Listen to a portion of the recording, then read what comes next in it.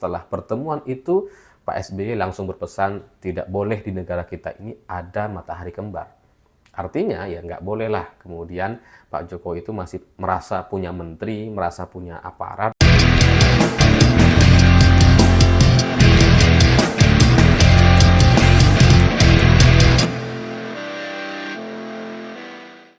Selamat malam semuanya. Di acara Muslimat NU kemarin ada satu pernyataan dari Presiden Prabowo yang ini menarik sekali dan ini sekarang menjadi pemberitaan di mana-mana. Hampir semua media mainstream memberitakan karena Pak Prabowo bilang ada orang yang coba memisahkan antara dirinya dengan Pak Jokowi. Lucu juga ya.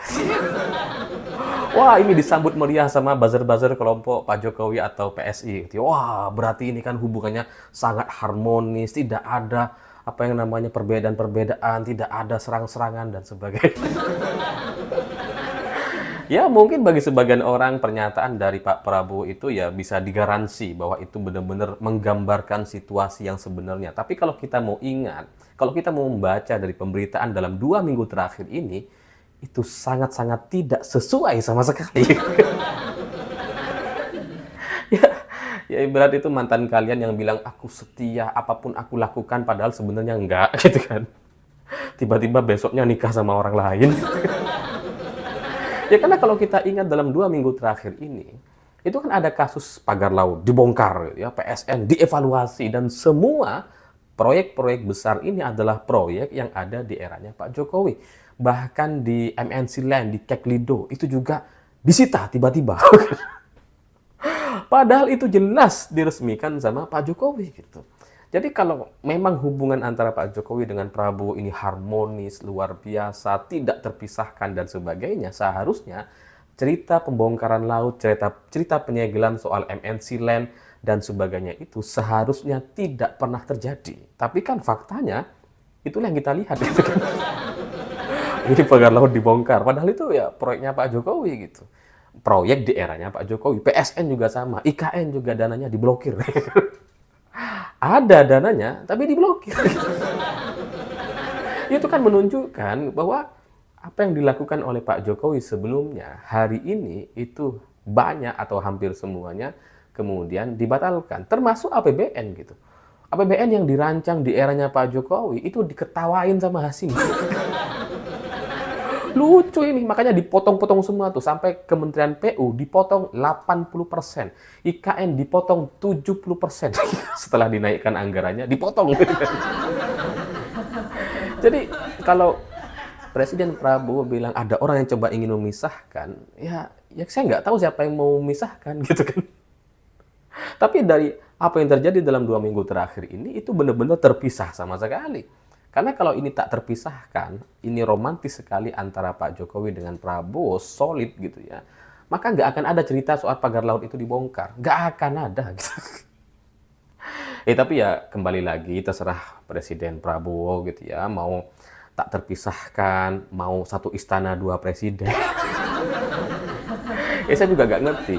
Makna dari ada orang yang coba ingin memisahkan dan sebagainya itu kan menunjukkan bahwa sampai sekarang Pak Prabowo itu tak terpisahkan dengan Pak Jokowi.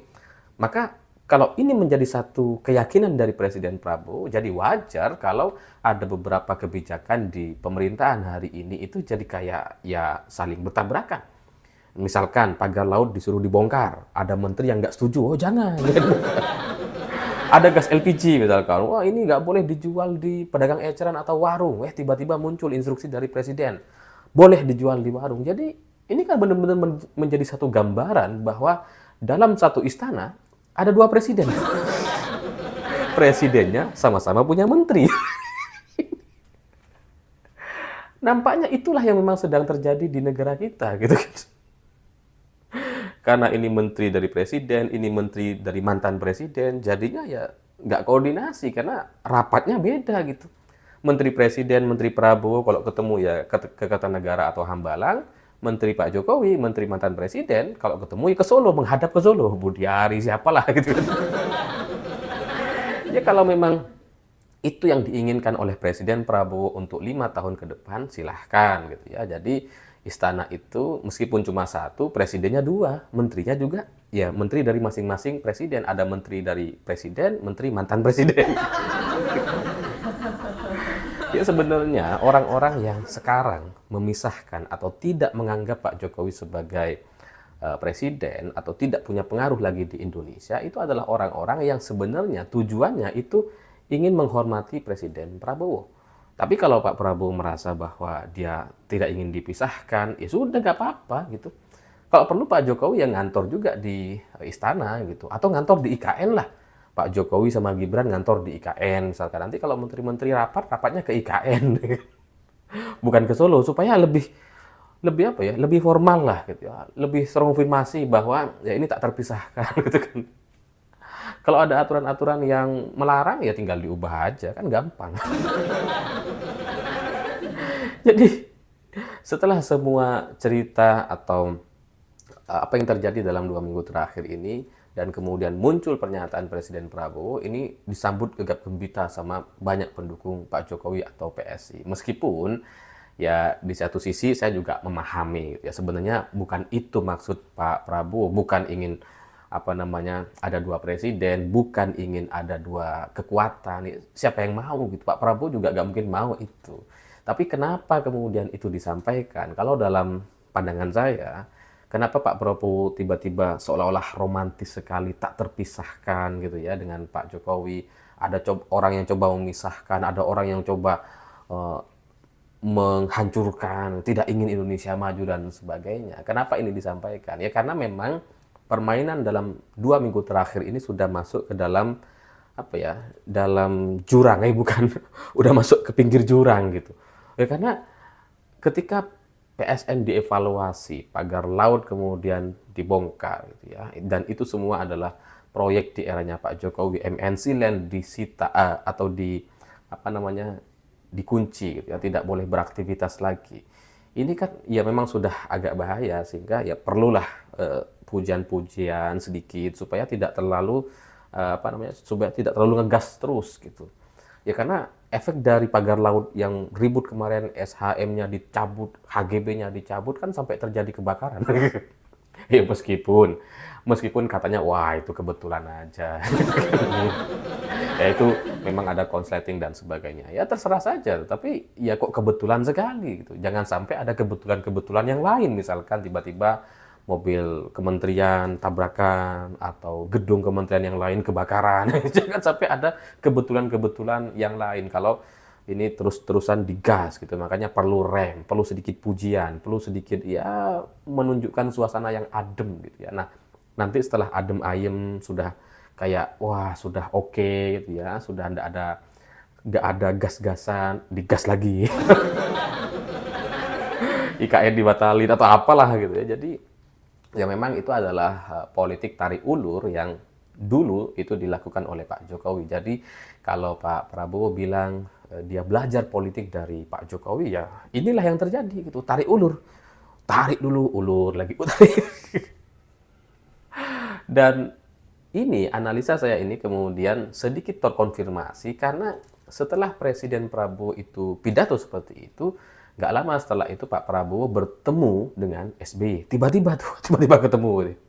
Dan Pak SBY menyampaikan satu pesan yang sangat penting bahwa di negara kita hanya menghormati Presiden Prabowo. Kita hanya mengacu kepada Presiden Prabowo. Jadi mataharinya ya hanya Pak Prabowo.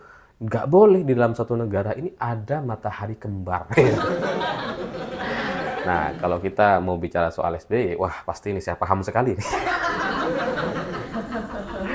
Ya nggak gini, karena jarang-jarang saya ini setuju dengan Pak SBY. Dan kalau kita bicara soal matahari kembar, sebenarnya tahun lalu, tahun 2024, Pak SBY juga sudah pernah bilang bahwa di dalam sebuah partai politik tidak boleh ada matahari kembar. Karena kalau ada matahari kembar atau mataharinya banyak, ini bisa kepanasan, bahaya katanya. Ini disampaikan kalau nggak salah menjelang kampanye pemilu 2024. Dan kita nggak ada yang paham tuh, ini apa sih gitu ya. Kok tiba-tiba Pak SBY bicara matahari kembar apa ini?